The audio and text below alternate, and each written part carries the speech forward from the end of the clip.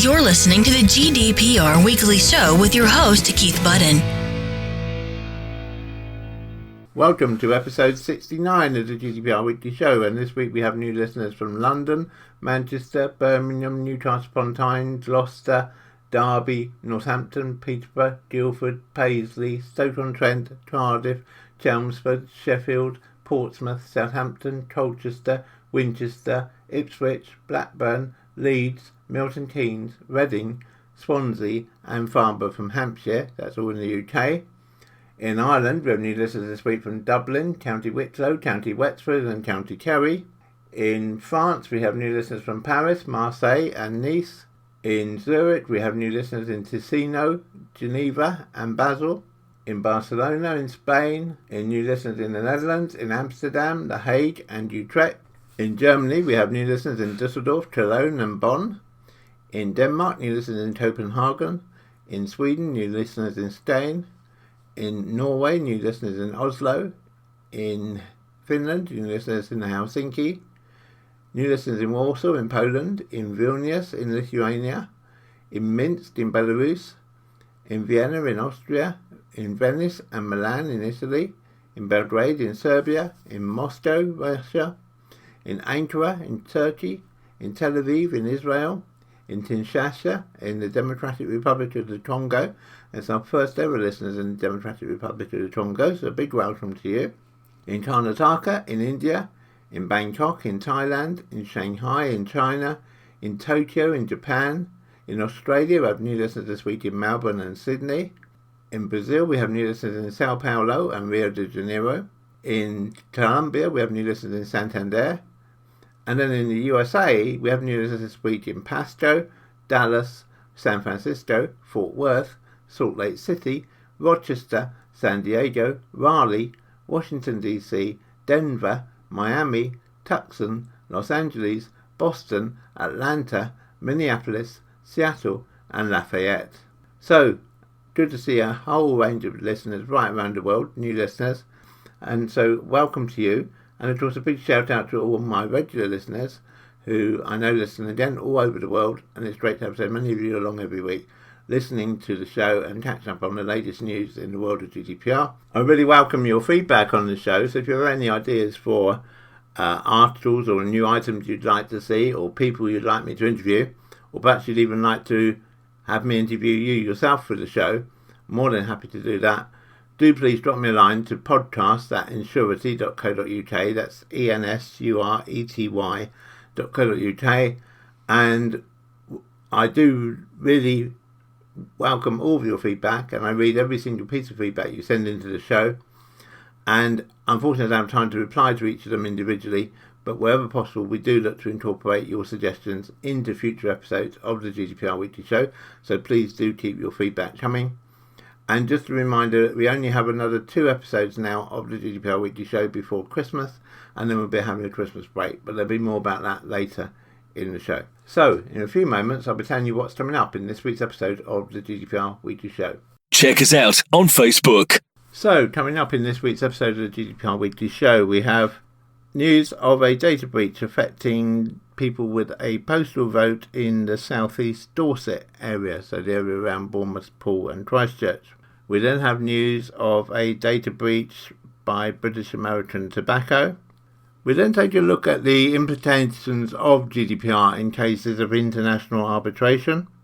We had results of a survey into the responses to data subject access requests.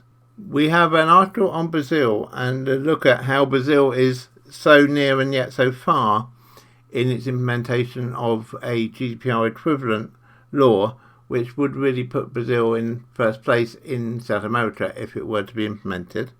We then have a look at employee monitoring and GDPR and what the implications are there.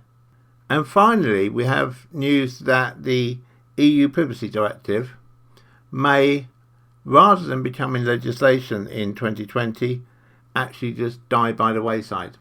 It's worth listening to that article, but I would stress that the EU Privacy Directive is not the same as GDPR, and GDPR will still continue regardless of what happens in the future to the EU Privacy Directive. So as always, a mixed bag of articles. I hope you find the programme useful and entertaining, and thank you for listening. You're listening to the GDPR Weekly Show with your host, Keith Budden.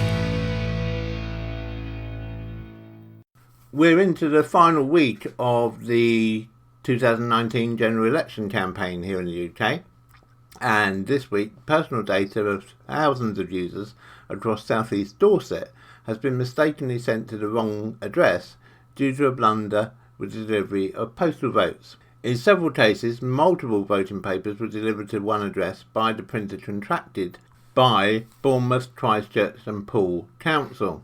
The council is responsible for overseeing the general election in the Bournemouth East, Bournemouth West, Christchurch, Mid Dorset and North Poole and Poole constituencies for the general election. The council says it's launched an investigation into the issue. A spokesman said it received 32 reports by Thursday, but had no idea of the true scale.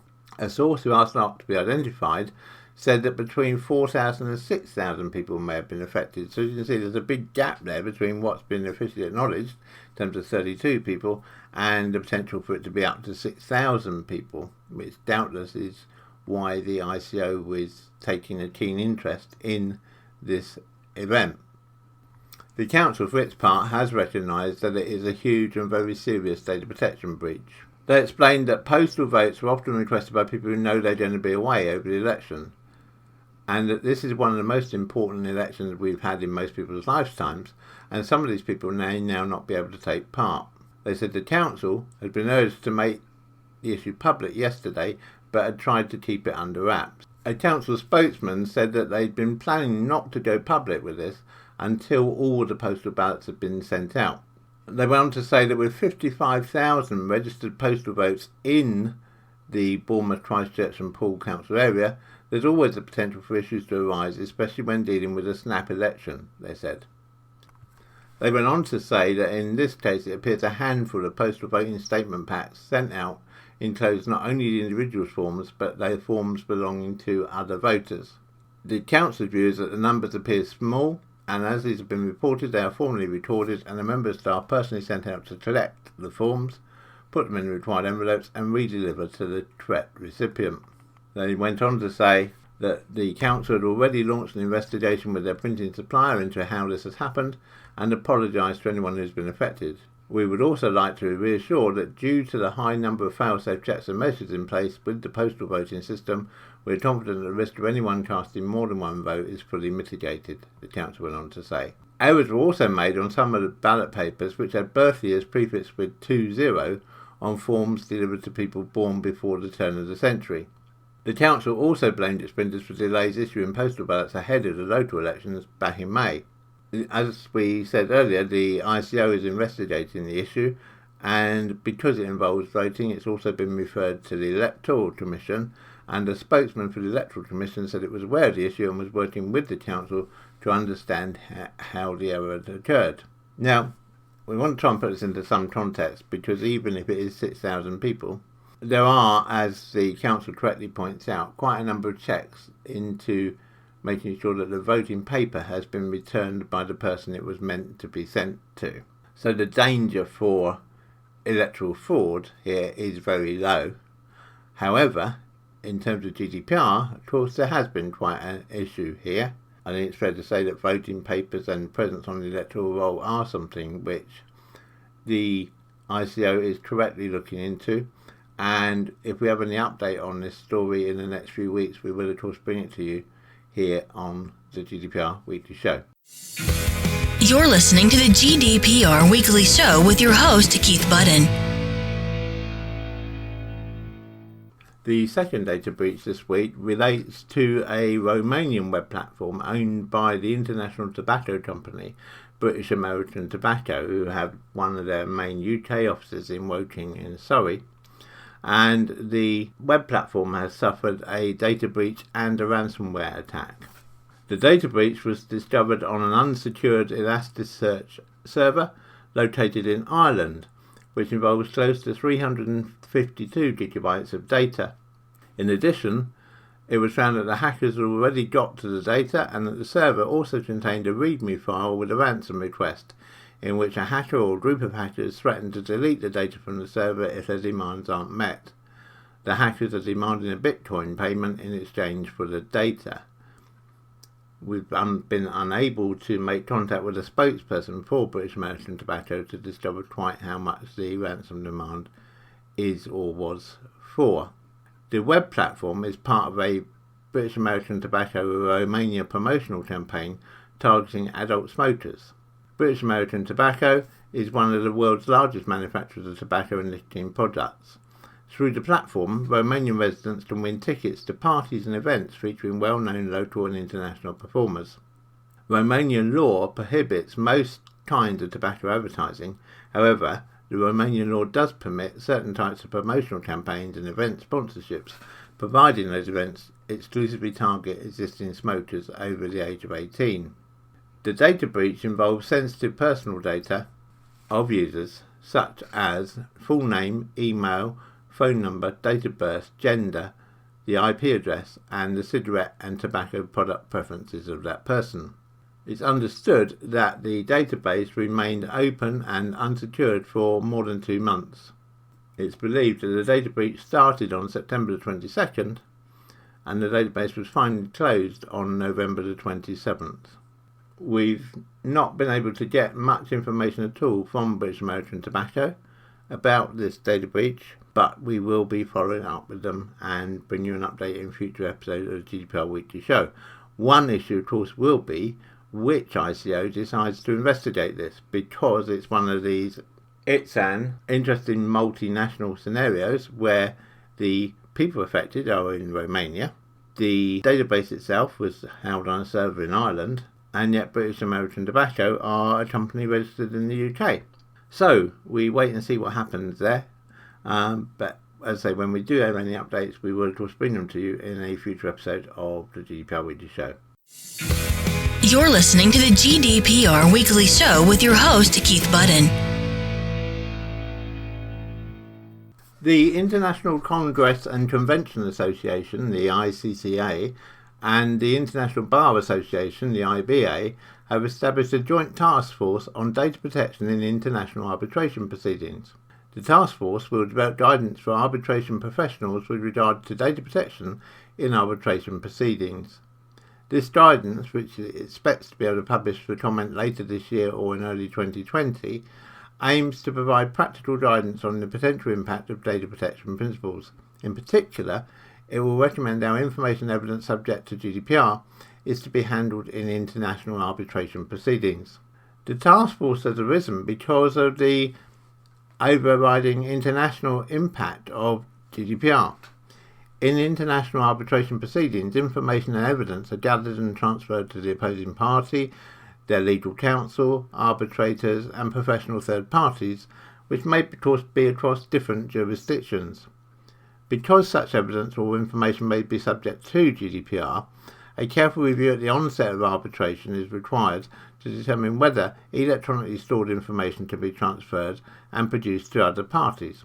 It should be remembered, of course, here that they need to look a little broader than that, because GDPR applies to paper documents every much as bit as it does to electronic documents. But leaving that to one side for a moment, the study group is looking at how the information can be transferred and produced to other parties and still stay compliant with GDPR. One of the fundamentals of GDPR is that processing of protected personal information is prohibited unless expressly permitted by GDPR. As an EU regulation, no local law implementation is required to adopt GDPR, and it applies directly in each member state of the EU, although as we know from previous episodes, and as any of you who've had training from us will know, there are slight variations in GDPR between EU states, but it's true to say that the majority of the regulations are common across all 28 EU countries. Its application is broad. GDPR applies to any company or entity that controls or processes personal data as part of the activities of its branches established in the EU, or if it targets or monitors data subjects in the EU, regardless of where in the world the company itself might be located. Protected personal data relates to the information of an identifier, a data subject. It's a living person, essentially, and covers simple information such as work email address, telephone number or IP address, and generally anything through which a person can be identified. The data controller means any person or organisational body that determines the means of processing personal data, and a data processor refers to any entity that processes personal data on behalf of a data controller. The GDPR also defines processing very broadly as any operation that is performed on personal data and specifically includes activities such as collection, use, disclosure by transmission and dissemination, or otherwise making available personal data. These broad definitions of personal data and data processing mean that GDPR can apply to any party, legal counsel, arbitrator, tribunal, or professional third party participating in arbitration within the GDPR reach.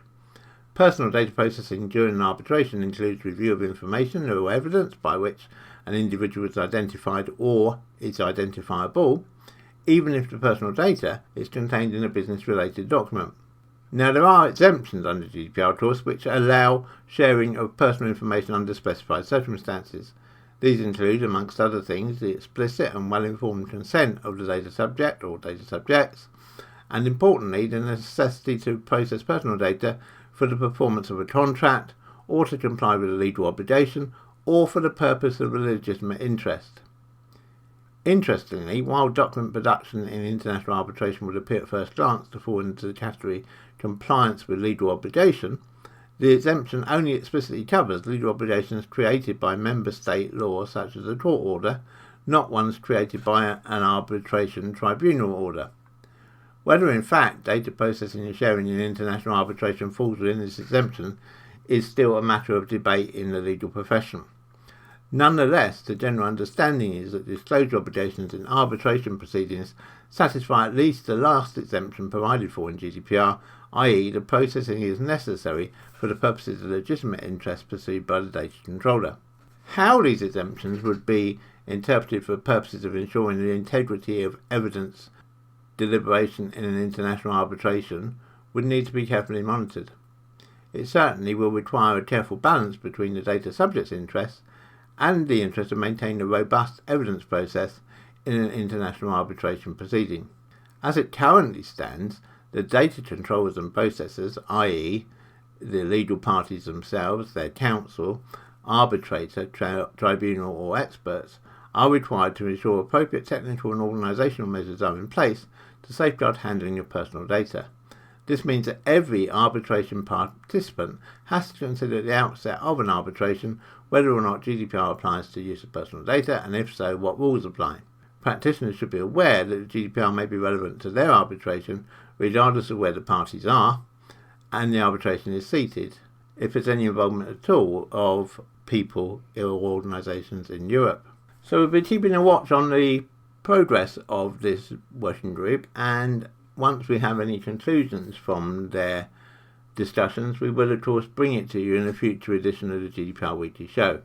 It is perhaps also worth mentioning at this point that if you are involved in international arbitration and you want help with understanding how GDPR may affect your evidence or your dissemination of evidence within the arbitration proceedings, we would be delighted to assist you, so please do just drop us a line to podcasts@insurety.co.uk, that's ensurety.co.uk, or just visit our website at www.insurety.co.uk and make contact with us, and one of our experts will be very happy to help you and guide you through what can be a bit of a minefield of a process where more than one country is involved. You're listening to the GDPR Weekly Show with your host, Keith Budden. A survey conducted by Talend, a cloud data management specialist, and released their details this week. And the survey shows that there's still a long way to go in terms of getting companies fully compliant with GDPR. One of the areas that they looked at in the survey specifically was how many companies successfully provided the information required by a data subject access request under GDPR within the 30 days allowed within the legislation. And what they found was that, taken overall, only 42% of companies produced an accurate copy of requested personal data within the 30 days. They also found that 20% of companies surveyed returned incorrect or incomplete data, while 38% either didn't reply or just were not contactable. However, it has to be said that is an improvement when this survey was last conducted in September 2018, when some 70% of companies failed to provide data within 1 month. This year's survey covered a sample of 103 companies, mostly based in the European Union, 84% of them, but also in the Asia Pacific and in the US, just to check how they would comply with GDPR, because although the organisations were in the Asia Pacific region or in the US, they conducted business in Europe. The survey found out whether companies had dedicated ways for consumers to request the personal information the company held on them, but also carried out requests just making a simple email request to the organisation to assess how quickly the companies complied.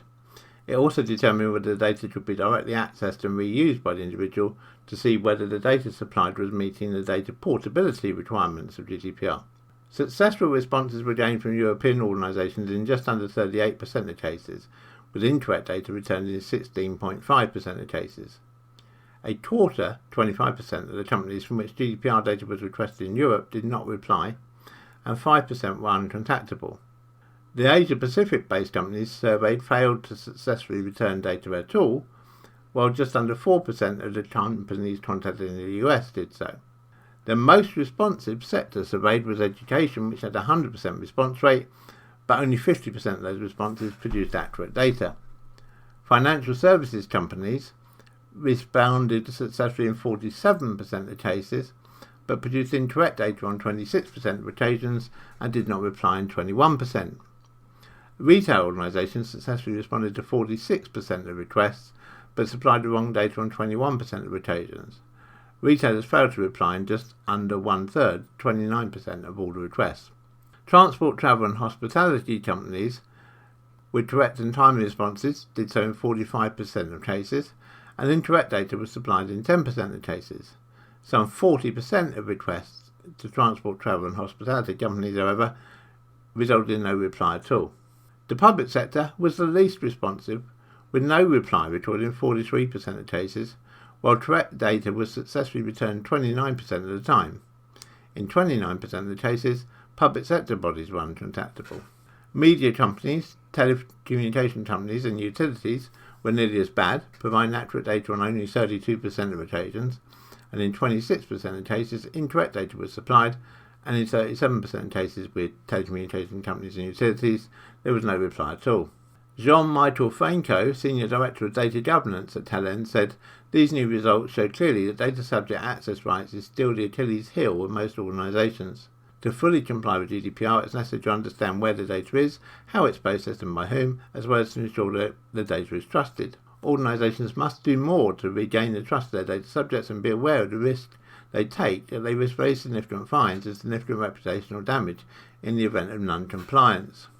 And I think, I've got to say, as a GDPR professional, as a GDPR practitioner, I find these results not surprising, but at the same time find them disappointing. Because I'd like to think that most companies were getting better at supplying data and satisfying data subject access requests. It is a crucial element of GDPR. It may not be an element yet where we've seen some heavy fines as we have for other areas of GDPR, but believe me, the ICO is watching, and I think it's fair to say that in 2020, this again, like data retention, is going to be an area where the ICO pays more attention and where some more substantial penalties are likely to be coming. So, if you or your organisation would like help with either how you satisfy data subject access requests within the 30 days allowed by GDPR, or how you can gain extra time to reply to those requests, and or also how to deal with data retention and ensuring you have a firm regime for data retention in your organisation, we would of course be delighted to help you. So once again, please either get in contact with us via podcasts@insurity.co.uk or go to www.insurity.co.uk website and contact us via the website, and one of our specialists will be delighted to help you and provide you with some good guidance on what your organisation can do to make sure that you are in the percentage of organisations who are replying in time and are replying with accurate data. You're listening to the GDPR Weekly Show with your host, Keith Budden. After many years of procrastination, Brazil has finally adopted some comprehensive data protection legislation based on GDPR. In mid-2018, the government approved Law 13.709, known by its Portuguese acronym LGPD. Public agencies and private companies are scrambling to understand what the new law entails and how to respond. They have until August 2020 to work it out, which is August 2020 is the date set at the moment by the government in Brazil for the implementation of this new legislation. It has to be said that the LGPD is largely based on GDPR, so it's good to see another country adopting GDPR for its core data protection policies. Now, Brazil has been a long time getting here. The long road to creation of a far-reaching data protection law began way back in 2010, when the National Consumer Secretary, a unit of the Ministry of Justice, publicly circulated a draft bill of data protection. The bill was opened up again for consultation in 2015, 2 years after Edward Snowden disclosed details about US and Five Eyes surveillance efforts around the world, including in Brazil. Unnerved by the vulnerabilities of Brazil's networks and users, the government accelerated the approval of the bill, assembling over 2,000 submissions from business, non-profit organisations and universities along the way. Confident that the bill was ready, President Dilma Rousseff sent it to Congress in 2016, where it became Bill 5276/2016. Despite President Rousseff's urgency to get data protection legislation passed, Congress stalled because another data protection law, Bill 330/2013, which was heavily supported by the private sector because it granted companies more discretion in handling personal data, was at the same time being simultaneously reviewed by the Brazilian Senate. Then in 2018, the Cambridge Analytica revelations finally kicked Brazil's lawmakers into action. What especially bothered Brazilians was the news that Cambridge Analytica's Brazilian partners, A Ponte Estratégia, a Sao Paulo-based consulting group, had quietly collected data on over 443,000 citizens in 2017. With public outrage mounting, President Michel Temer approved PLC 53/2018, also known as Law 13.709, which formally introduced the LGPD in August 2018. This law was closer to the original Bill 5276 of 2016. So what does this new law do? Brazil's LGPD, as we've said, is modelled on European Union GDPR. This means that Brazil has adopted a user-centric approach to data processing, giving individual citizens considerable control of their own data. Specifically, Article 18 of LGPD notes that individuals can exercise the right to be informed about the use of their data by government and corporate entities, rectify and remove their personal information from datasets, and oppose efforts to collect or manipulate their data. It even requires that organisations explain their use of automated decision-making processes that collect and use personal data. So you can see how much GDPR has influenced LGPD. LGPD also has extraterritorial dimensions, meaning that global firms offering services in Brazil are required to comply with the law for services outside of Brazil. In addition, there are situations where data can be collected without the subject's consent, which are framed as instances where there are legitimate interests. Again, another idea imported from GDPR. However, nothing's ever simple, and despite passing LGPD, Brazil's government does not currently have a National Data Protection Authority. It doesn't currently have an ICO to enforce the law's basic provisions because President Temer vetoed the creation of AMPD, which would have been a federal agency to safeguard and enforce data protection rules. President Temer argued that the creation of a new national agency was prerogative of the executive branch and not Congress.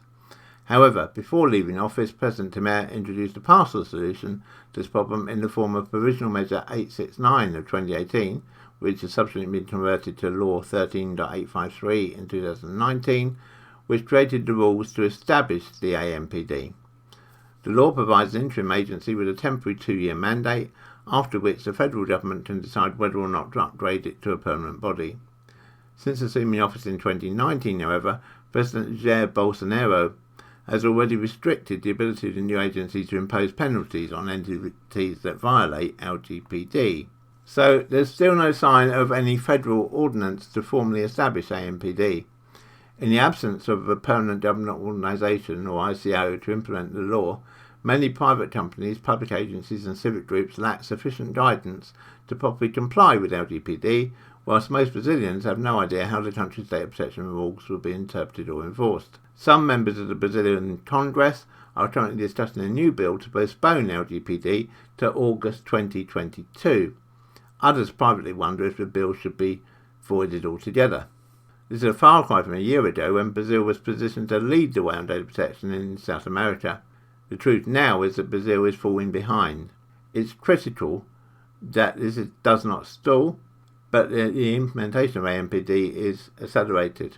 At a minimum, the executive branch must propose candidates for positions in the interim agency so that Congress can approve them before the August 2020 deadline. Otherwise, it's inevitable that the deadline will slip.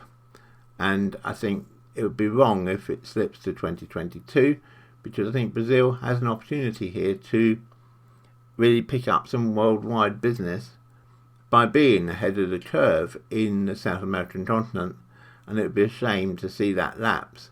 We will keep an eye on the progress of AMPD, and we'll bring any news to you in future episodes of the GDPR Weekly Show. You're listening to the GDPR Weekly Show with your host, Keith Budden. We were approached this week to provide some guidance on employee monitoring and GDPR. And I think the first thing to say is that employee monitoring and privacy don't have to be at war with each other. But there are some fundamentals to bear in mind. I think the first thing is to know why you're monitoring your employees and what data you're going to collect. If you're using employee monitoring software, then do you need to know what an individual is doing, or can you anonymize that data so you just get an overall picture of how a department is performing? Because obviously if you can anonymize the data, then a lot of worries about GDPR with that data largely go away. If you have to keep information on individual employees and their performance, or for example you might be collecting information to protect your data from insider threats, then you might want to review employee data access, restrict data movement, or determine unusual behaviour. In these cases, obviously, you do need to identify who the employee is. I think the important thing here is to make sure you've got employee buy-in and that employees know why you're doing it and what you're doing. So make a plan for your data management. Data privacy laws require companies to make a reasonable effort to protect their customer and employee data. Since employee monitoring initiatives necessarily create a lot of data, you need to make sure you've got processes in place to protect that information. And do think about how long you keep it. We mentioned in the last couple of episodes of GDPR show about data retention periods, and really do bring that to mind. Think about how long you need to keep data for, and don't keep it for any longer than is absolutely necessary. And I think the other thing is to provide avenues for feedback from your employees. Some organisations may want to implement employee monitoring initiatives in secret. While the temptation to attain unvarnished insights can be alluring, when it comes to promoting employee privacy, open and honest communication, in our experience, is the best way of proceeding. So communicate often and honestly with your employees, ensuring that they understand the purpose of the monitoring, what software is being used to provide oversight, what data you're collecting, and what the plan is for utilising and securing any personal data you collect. And at the same time, don't let communication be a one-way street. Provide opportunities for regular feedback that keeps every employee on board while accounting for their concerns and insights. By doing that, you'll find that actually, your employees are much more likely to not complain about being monitored, and B, they'll understand that doing it is actually helping them in their career and not just helping you with your bottom line. When you produce any reports, though, from it, do consider whether you need to redact personal information, or if it's just on the screen, then whether you need to restrict access to need-to-know people. So, for example, a manager can only see the results of staff in his or her department. It's important to remember that data privacy is now the default ethos, and that applies to everyone, including your own employees. Investing in this priority now is bound to pay off on many fronts well into the future. And if you'd like help with employee monitoring and how to do that and stay within the bounds of GDPR, then do of course contact us, and one of our specialists will be more than happy to help you. You're listening to the GDPR Weekly Show with your host, Keith Budden.